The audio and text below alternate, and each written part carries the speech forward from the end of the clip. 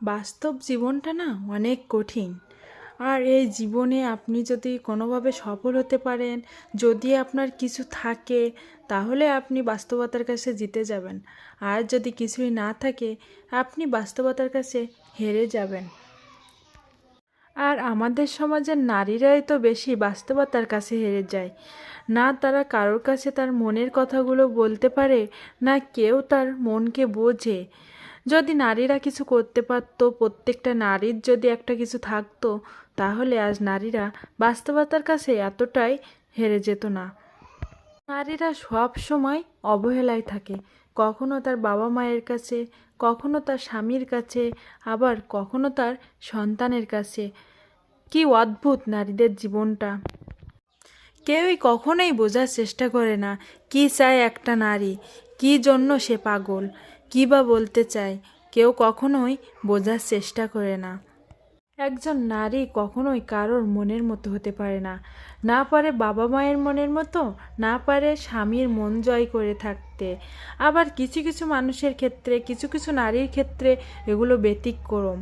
তারা বিয়ের পরে হয়তো একজন কেয়ারিং হাজব্যান্ড পায়, যে তার মন বুঝবে, তাকে ভালোবাসবে, তার সব কিছু শুনবে, হয়তো তখন তাদের ভাগ্যটা পরিবর্তন হয়ে যায়।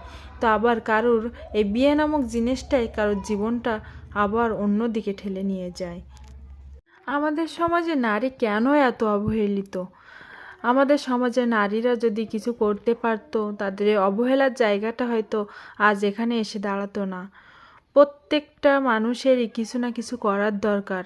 তুমি দেখো, আজ সমাজে তুমি প্রতিষ্ঠিত হও, তোমার বাবা এসে তোমাকে সম্মান করবে, তোমার স্বামী তোমার কথা মতো চলবে যদি তোমার কিছু থাকে। আর যদি তোমার কিছু না থাকে, কেউই তোমার কথা শুনবে না, কেউই তোমাকে বুঝবে না, তোমার মনটাই কেউ বুঝবে না। নারীদের কোনো স্বাধীনতাই থাকে না, সব সময় কারো না কারো অধীনেই থাকতে হয়। মন চাইলেও সে কিছু করতে পারে না, কারো না কারো অধীনে তাকে কিছু করতে হয়। কেন নারীদের জীবনটা এরকম? ভালোও তো হতে পারতো এর চেয়ে। নারী বলে কি সব জায়গায় অপমানিত, অবহেলিত হয়ে থাকতে হবে? এটা কি জীবন, না যুদ্ধ? নারী সবখানেই বোঝা। কখনো বাবা মায়ের কাছে বোঝা হয়ে থাকে, আবার কখনো সন্তানের কাছে, আবার কখনো তার স্বামীর কাছে। কেন নারী বলে কি কোনো অধিকার নেই, কোনো স্বাধীনতা নেই, কোনো ব্যক্তিত্ব নেই? কেন এমন নারীর জীবনটা? তাই আমরা নারীরা এখন থেকে প্রতিজ্ঞা করি, আমরা কারোর ওপর নির্ভর হয়ে থাকবো না। আমরা নিজেরা কিছু করব, কিছু করে তারপরে স্বামীর ঘরে